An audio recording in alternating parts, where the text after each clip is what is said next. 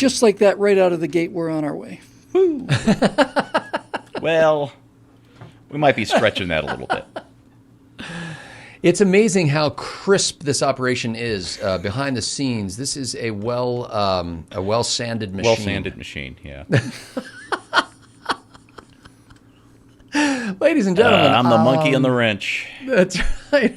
I'm Scott Ott with Bill Whittle and Stephen Green, and this is a meeting being called to order right now. We've already saluted the flag. We sung the national anthem. We've prayed to our gods and our goddesses, and now we are about to try to figure out what we're going to do on this week's episodes of Right Angle, your beloved show, which has existed in one form or another for a little over a decade. Low these many years. Low these many years. It has been low, and it's been lower than it will go today, I think. But we have had more people joining recently. Again, we're getting a little surge of membership, thanks in part to Bill's recent fame.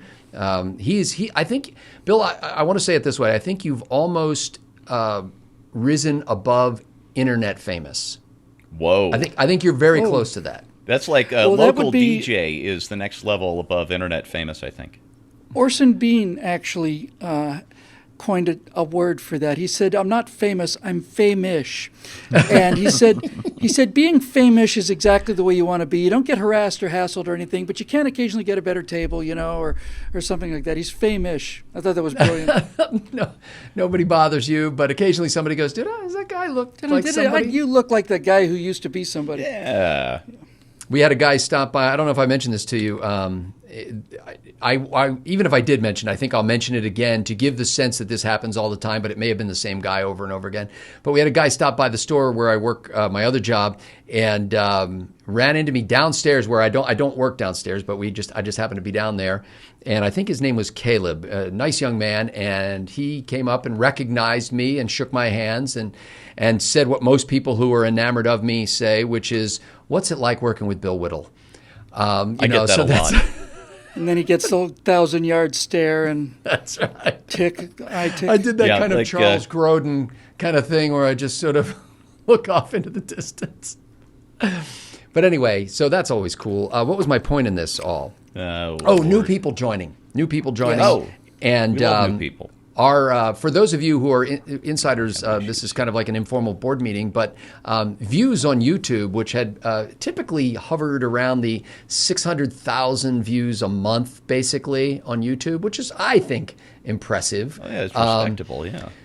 So suddenly, after Bill did the Apollo 11 series, which you can find on Apple iTunes as well as YouTube, Apollo 11, What We Saw, then little by little, this started going up and at a pretty rapid pace. And next thing you know, we were at 1 million views per month.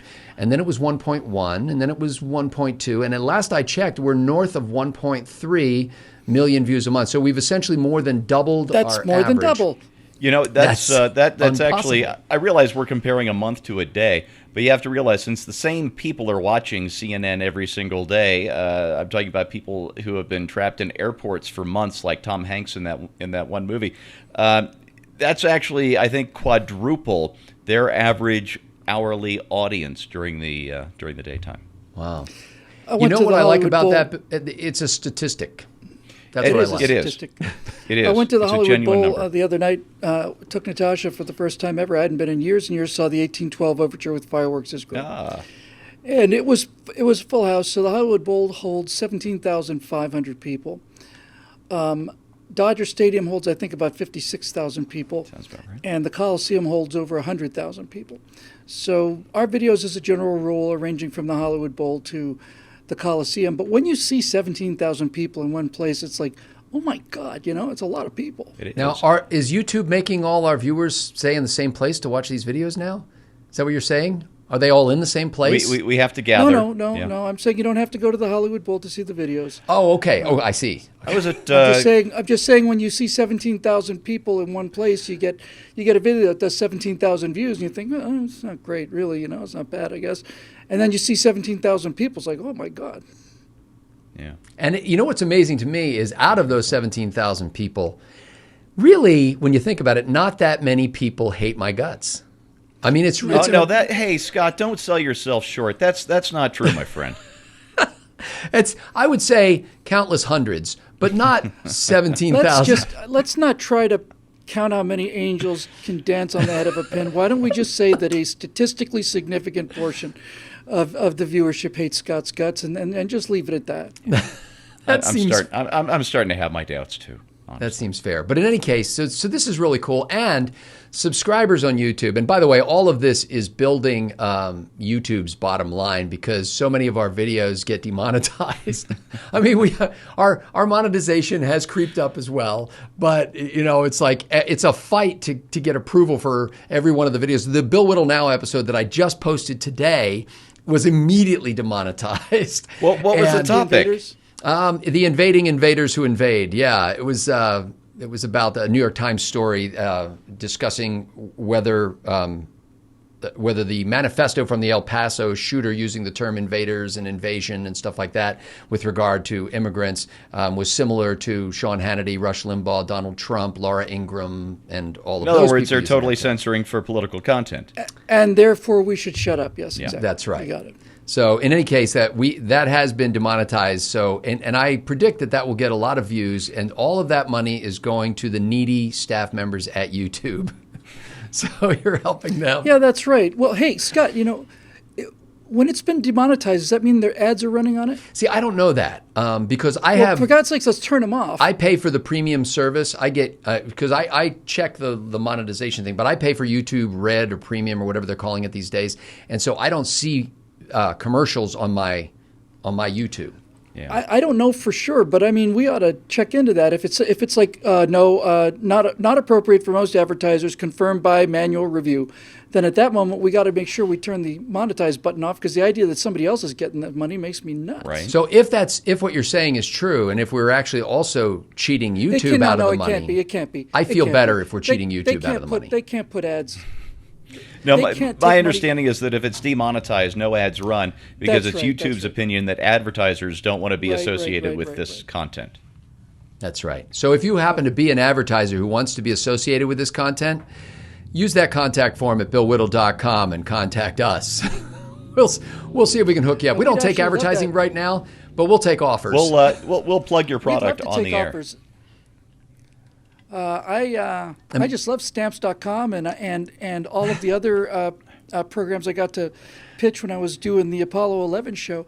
And a lot of people said, well, a lot of people said, "Oh man, what's with all these commercials?" And I immediately thought, this is how you pay for stuff. That's free. Yeah. Without members. Do you remember, Bill, what the first thing I told you was after I watched the first episode of it? I think you said I was a good pitchman for Yes. The best in the business was KMOX when I was a kid. Jack Hardy, I believe, was the morning show host's name. And he died pretty young, a scuba accident or something like that, back when I was a kid. But this guy could do live ads on the air that he was halfway through the ad before you realized he was selling you something. That's good. He was the best. I had to write them myself and kind of ad-lib them. I had a couple of bullet points, but by and large, I just had to come up with something. That was what Steve just did. Was almost like a Norm Macdonald routine. It was like the best guy to read ads was from KMOX in St. Louis back in the in the 60s. He died really young, scuba accident, I think. Anyway, he could really nail those live reads. He could. Scary good. Just throwing in the died young scuba accident. I hadn't thought of Jack Hardy in probably 15 or 20 years. And you mentioned live ads, and this guy was such an indelible part of the St. Louis radio scene that my brain picked up on that, and I'm like, wow, what happened to that guy? Oh yeah, that's what happened to that guy. I could just see the associational hooks in Steve Green's brain going, what do I know about live reads? Jack Hardy, 1960s, KMOX, 70s scuba and 80s, accident, died young. The synapses just fire. So I have ladies no and gentlemen, control. We've managed to now have 14 minutes of programming, actually 10 minutes because we were on here for 4 minutes before we ever started talking. So we've had 10 minutes of programming without saying a thing. Yes, programming, fake programming. So we actually are going to do some shows of Right Angle this week, and I believe Stephen Green, it's your honor. It is my honor, and I think I'd like to start with my pitch for the what used to be called the members only episode, and has now been made available to the general public for reasons that confuse me. But I'd like to do something just a little bit different this week, if you don't mind. I've been kind of in the same rut. So I think this week what I'd like to do is something called a lightning round. I knew it was a Of course setup. it was a setup. You're killing me, Larry. So what I've done... I have to get new lightning pictures every single week. Just I don't know how high Roman numerals go, but we're getting pretty when you close. get to Z, you're Yeah. out, and you have to cycle back to the start. Yeah, I think we need to go to L and back. Well played. I will tell you, Steve, that for just a fraction of a second there, my heart leaped in my chest. Yeah, I did when you too. first started going there, I was like, No. I like got my a lightning thing. round. I like my thing. So yeah, hand-selected headlines. we only wish that every show was lightning round, so we didn't have Well, to have such detailed you thought. know, a lot of times life is busy. We all have other jobs and things we do, and so sometimes our show prep, scare quotes around that, our show prep consists of scanning Drudge 3 minutes before the conference call, going, "What can I talk about? What can I talk pretty about? much. What can I talk about?" Right? But I will tell you what, when it's my week to do members, I don't know what he's talking about. I spend a good week collecting probably anywhere between 9 and 15 headlines, if I had to guess, and then I winnow those down to just the ones we use on the air. So it's actually prepared more so than many of our regular topics. Not the that you can visual I tell. got. The visual I got about you doing that gathering process was of a man walking by the side of the road, picking up tin cans and out cigarette of the weeds, butts, yeah. and throwing them in a bag. You're kicking dead animals back into the grass or something horrible like A that. roadkill possum. Okay, so lightning round for Stephen Green. That's lightning round XXVVCLI, I think it is. And then what else? What else? And then for my regular segment, I want to talk about Liz Warren's huge crusade against the Second Amendment that she announced in Iowa on Saturday. What's Bloomberg's group called? Americans Against Their Rights or something? His anti-gun group? Yeah, it's the Americans for the destruction for the destruction of yeah, of I individual think that's rights. the name of the group. Americans Against Their Own Free Will. Yeah, so AFEAR. Bloomberg's I Hate My Rights Foundation put together this Who Hates Guns the Most forum in Iowa over the weekend and invited all the presidential candidates. And I don't know, I think 4, 5, 6 of them showed up. And Liz Warren showed up prepared, man. She'd done her homework.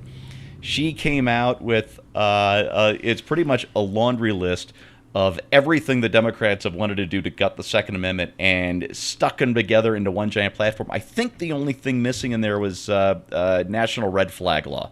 Everything else was on there, and we're gonna talk about it. See, Bill, what Steve doesn't know is that he has unwittingly become part of our Flood the Zone coverage of this Oh no! issue. Yes.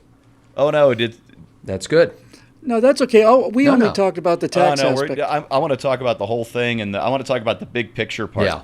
Yeah. Absolutely, no problem. As long as you promise to use the word schmear Schmear. in there somewhere, the whole Schmear. schmear. Yeah. All right. I'm going. Listen, if I have to use the word schmear, I expect a quality bagel and some cream cheese, maybe some lox, red onion. Okay, so this is Warren's gun fantasy. Warren's okay. Gun Fantasy. There you go. Bill, would you like to go next, or shall I? Why don't you? Okay. I'm just going to check one thing. Did you want a reason why I should not, or was that a rhetorical question? No, please go ahead. I'm just doing it out of courtesy. Okay, I'm just trying to be nice. Nah, I don't he's feel looking nice, at Drudge but- right now. Okay, so here we are, and I'm looking right now at a story from the Columbia Journalism Review, but I actually read 3 different stories about this, and I was telling the boys before we started actually recording this show that I feel like I am a journalist in the sense that somebody who hasn't had a drink in 10 years is still an alcoholic. I am actually... Like, I go to a meeting, I say, "Hi, I'm Scott Ott, and I'm a journalist," and everybody says, "Hi, Scott, have a cigarette, here's some coffee." You're a journalist in recovery. Yeah, well, and I'm not recovering well. It's been rocky. You got to talk me down off of this one because the New York Times inadvertently committed a random act of journalism this past week in which, Wow. Somebody got it was startling. fired It happened for on this, the front page. I don't know if somebody got... No, this was a different thing. The guy... I don't know if he got fired, but he got a stern talking to. But maybe you've got an update on this, so tell me after I say this. Anyway, the New York Times coverage of President Trump's speech in the wake of the shootings at El Paso and Dayton, Ohio, came under the headline, front page headline, "Trump urges unity versus racism." And when I heard about this, I thought, well, isn't that unusual? Because I actually heard the speech as it happened. I happened to be driving to work, and I heard the live broadcast of the speech on the radio. And indeed, that was a big focus of the speech, that President Trump was urging unity and rejecting racism and saying, basically we have no room in this country for this kind of bigotry and hatred and stuff like that. And then the New York Times has a headline that accurately reflects the content of the speech. Clearly something went wrong. And as a result... Did they change it? Yeah, well, yes. And Nate Silver, who used to work for 538, which was owned by the New York Times. But 538 separated from the New York Times. But he's still there, So anyway, he tweeted out the headline and basically said that he would have done something different. And actually, I think that I'm quoting Nate Silver's version of the headline. The real headline, I think, said Trump urges unity against racism. He condensed that to versus because VS is shorter on Twitter. In any case, so he kind of drew everybody's attention to it, and then people got so upset that they canceled their subscriptions to the New York Times, and this eventually precipitated a staff meeting among the editorial leaders because people were so upset. And I don't know how to pronounce his name, but maybe you do, Steve. His name looks like Dean Baquet or Baquet, Baquet.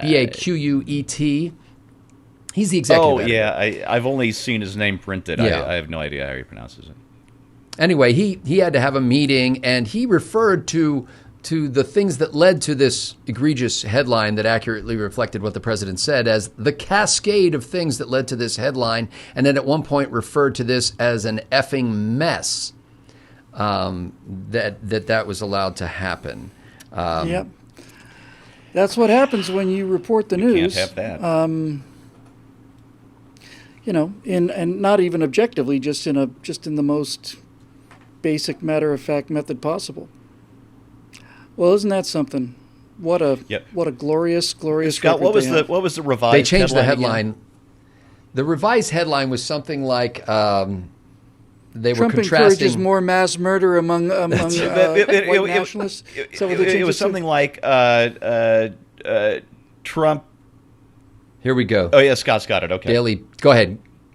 You can say. Well, I'm looking at the Daily Beast. Trump urges unity against racism was the first headline, and then they revised it on the website. It was an effing mess.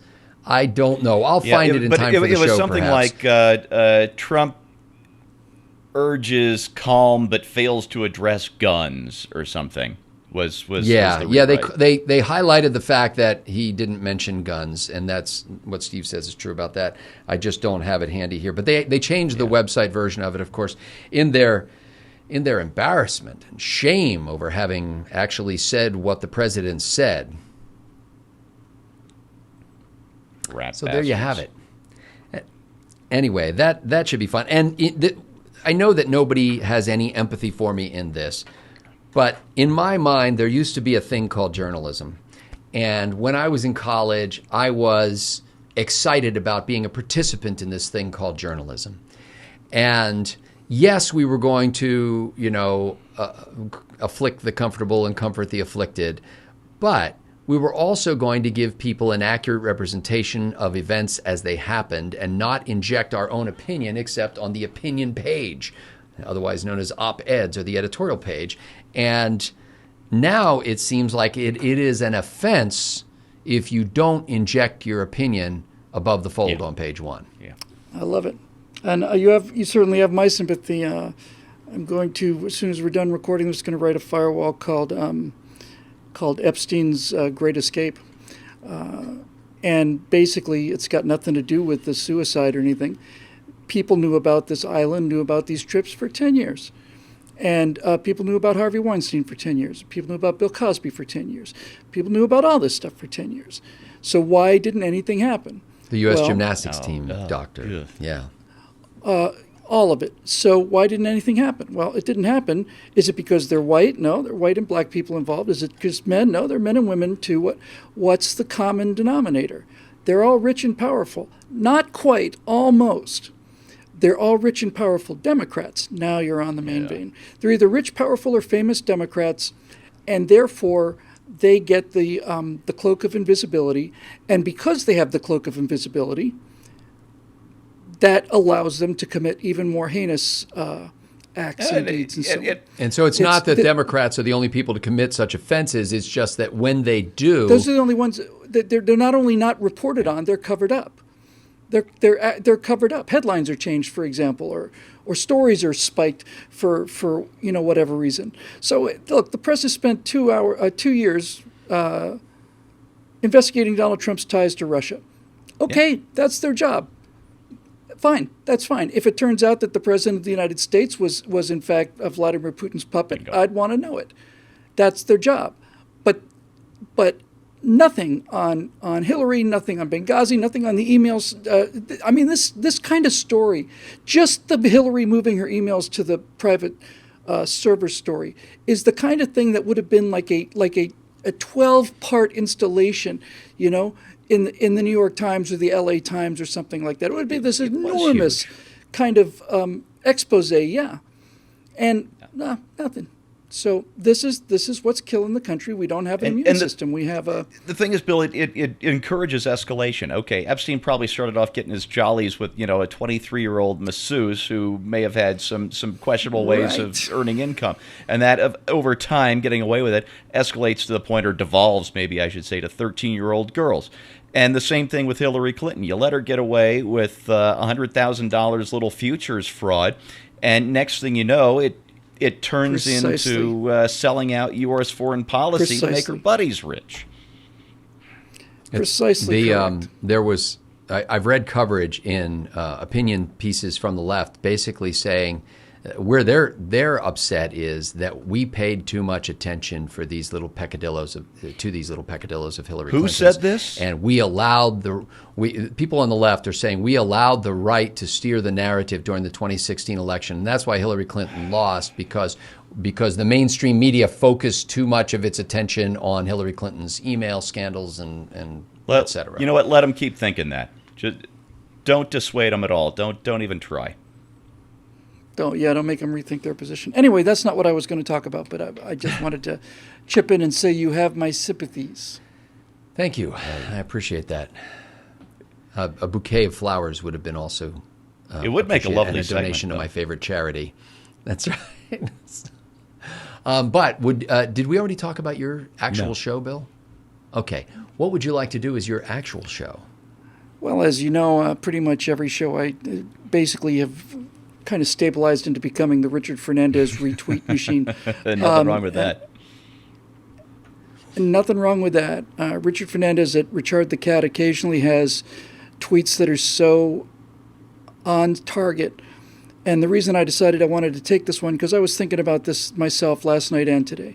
And what he wrote was, he said, the only thing holding up the world at this point is the thoughtless routine and naive virtue of the working stiff. All the things the world weary revile. Customary honesty, religion, family sustain our life. As for our world leaders, they are twisted and mad. Yep. Bingo. And he put that in less than 240 characters. And I just said, this is exactly what I was thinking. I was thinking more along the lines of the average American, I think, no longer has... We lost trust in the government a long time ago. I think we've lost trust in the rule of law. I think if you ask somebody if you think, is there a different set of laws for the rich and powerful and famous, if you're a Democrat, they would say, yeah, of course. Yeah. Our leaders are twisted and mad, and it's just the fundamental decency of the working stiff that's keeping this thing turning over. It's almost like civic virtue is being exercised voluntarily, because the law continues to erode at the top and encroach on the bottom. Right? I mean, the idea the idea that the scandal is that Epstein committed suicide or was murdered is shocking, when in point of fact, the scandal should have been that Bill Clinton and other enormously powerful people had multiple associations with this guy on the trip down to the island. That's the scandal. And so, we just slug it out and we just keep on going. And at first I was a little, completely disheartened by that. And then I realized, I don't know. It seems like things are spinning out of control at the top, but the center seems like the center will hold. And that's all that matters, really. Said and done. For how long? Bill, it seems to me it's not only that in essence the middle keeps plugging along and doing their thing, and frankly acts as if they're nearly oblivious to what's happening in the halls of power. Not that they don't know what's going on, but they just have to live their lives and they just keep moving. And they go to work and they get the job done and they love their kids and they try to help them as much as they can, and they go to church or synagogue or whatever. They're carrying out their lives.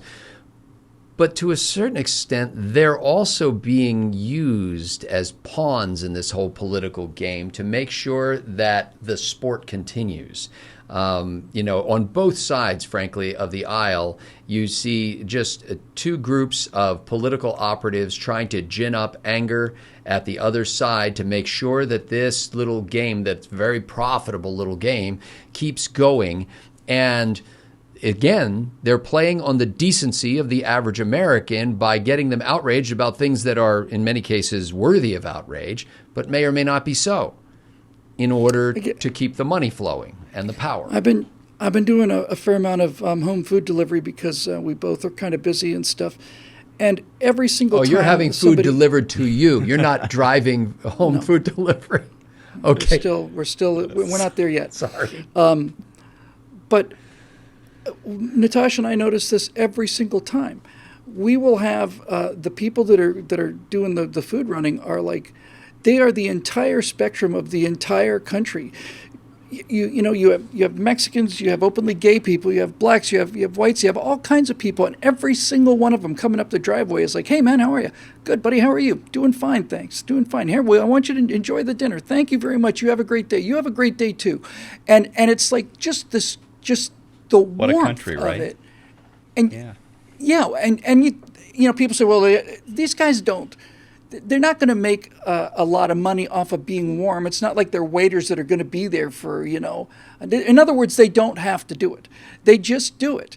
And that's just, every time I see this, every time I get in an elevator or something, I'll get in an elevator with a black man and I'll say, "Where are you going?" I say, "2, please." And then he'll get off the elevator and he says, "You have a good day." I'll say, "You have a good day too." And I realize all of this crap is just imparted to us from the top. And it makes me furious, but sometimes I begin to, I guess hope is the only word. I begin to hope and begin to believe that there may be, in fact, a force field of virtue around the people of this country that may, in fact, be impenetrable. It may be. When I see how far off the rails the government has gone, and when I hear the level of well, yeah, here's a guy who's a confirmed pedophile flying the president of the United States to an island where he can have sex with underage girls. This is the world that I live in now. And yet, there's a real disconnect between the rulers, for lack of a better word, and the ruled, for lack of a better word there too. I don't think in our history we've ever taken them all that seriously. And so now they're off literally in their own little world, and I think there's just a huge collective shrug from 90% of the nation that's just getting on with their lives. The first kind of ongoing theme that I developed in this public speaking and political work, because I never thought about politics until I got hired in 2008, until I started writing Eject 2003. But the first theme that I really got on was that every single civilization in history falls because the elites get bored and suicidal. The fish rots from the heads down, and the line I used was that the people of the city are out there manning the walls, ready to give their lives for the city, and then some guy in a silk robe sneaks out at midnight and opens the door, let the barbarians in, slit all our throats. But I said that this has been the pattern throughout history, and our only hope is, because of the internet and because of what we're doing right this second, this is the first time in history that common people have had a chance to talk to other common people and reach large numbers of them. And not only reach large numbers of them, but for there to be large numbers of sources. So if there was no internet, I'd be thinking I was the last person in the world thinking this. And I'd be filled with a lot more despair than I have been. And I watch them doing their flat out best to destroy everything. And I see it just doesn't seem to be working.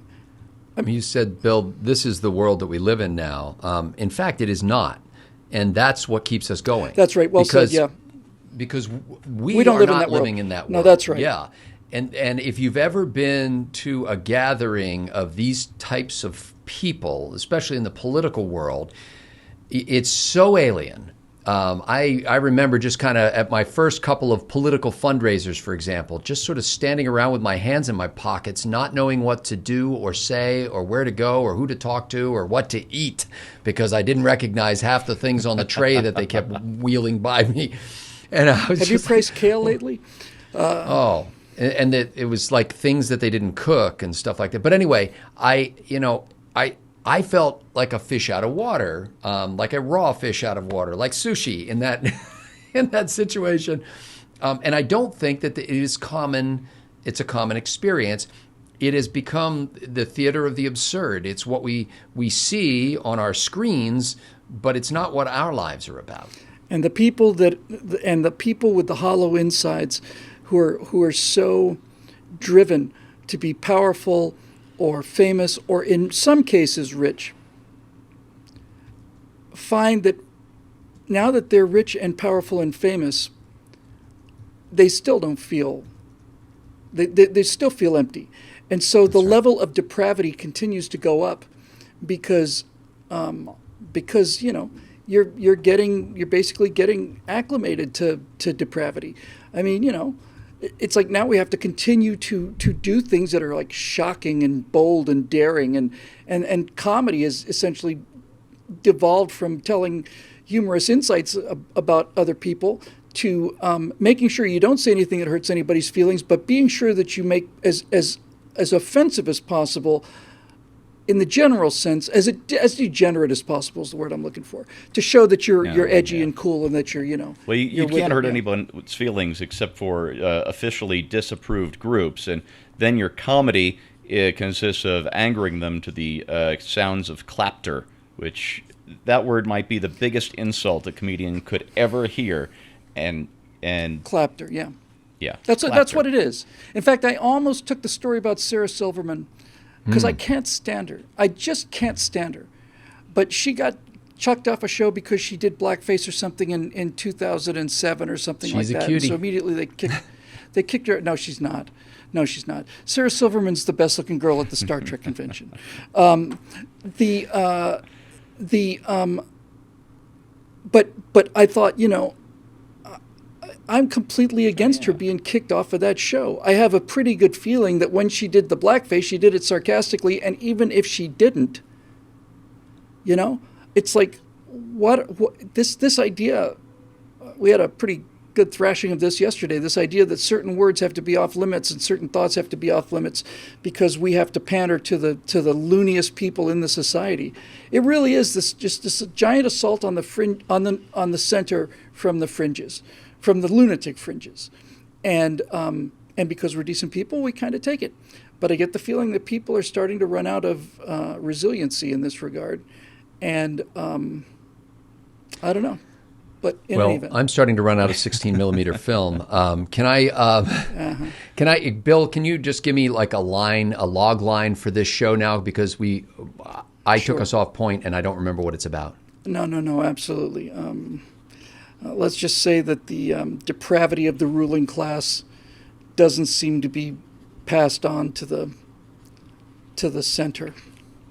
So there's no center trickle down holds. depravity, huh? Trickle down depravity. That's a great center. Yeah. Yeah. Trickle down depravity is a really great idea. It's a great topic. Okay, got that. See, after the show is over, little inside baseball stuff, we have to let the people who edit these shows, and by people I mean person, know that what the sequence of shows is, so he knows which ones to do first. And but then usually by the time we get done recording the show, I can't. No one can remember. I What can't we did. remember anybody's topic, including my own. Yeah, that's the kind of About memorable an content hour that after we're we're done pumping out taping, here. just an hour after we're done taping, my wife will get home from work and she. I'll ask her about her day, and you she'll guys tell talk me in about? detail. She asked me about my day, and I say, "Oh, we taped Right Angle, and I think it was pretty good segments this week." Oh, really? What'd you talk about?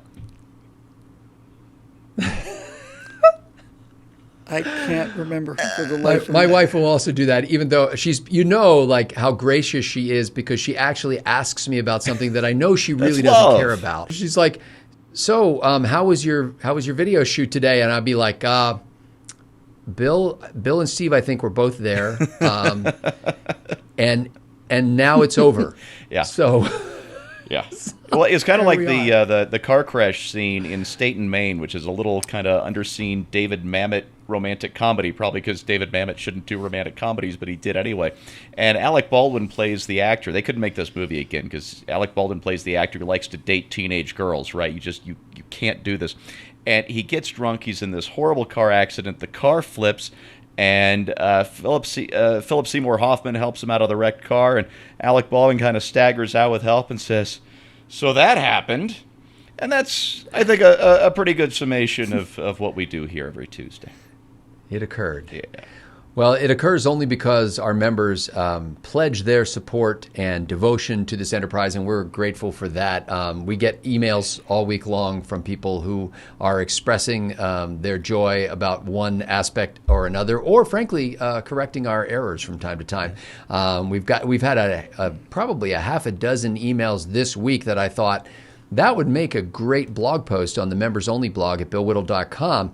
And so because I Absolutely. thought that, I wrote back to them and very subtly said, that would make a great blog post on the member blog at billwhittle.com. And I'm hoping these people follow up on, because they're doing one of those, like the people do this at church all the time. They come up to the pastor and they go, "Hey, I got a great idea for ministry here. Why don't we do this to help the poor or whatever?" But years ago, I heard a pastor on a tape basically said, anytime somebody does that to him and they come up and make a great suggestion, he goes, "Great, you're it." That's the way to do it.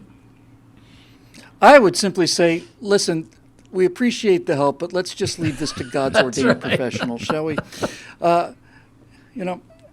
That's what I would. The Lord that's really the road I doesn't would want to take. work through somebody who doesn't have a company-sponsored 401k.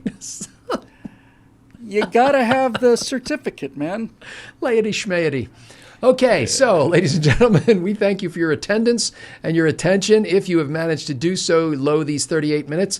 And for Bill Whittle and Stephen Green, I'm Scott Ott. We look forward to producing some more lovely episodes of Right Angle for the members at billwhittle.com.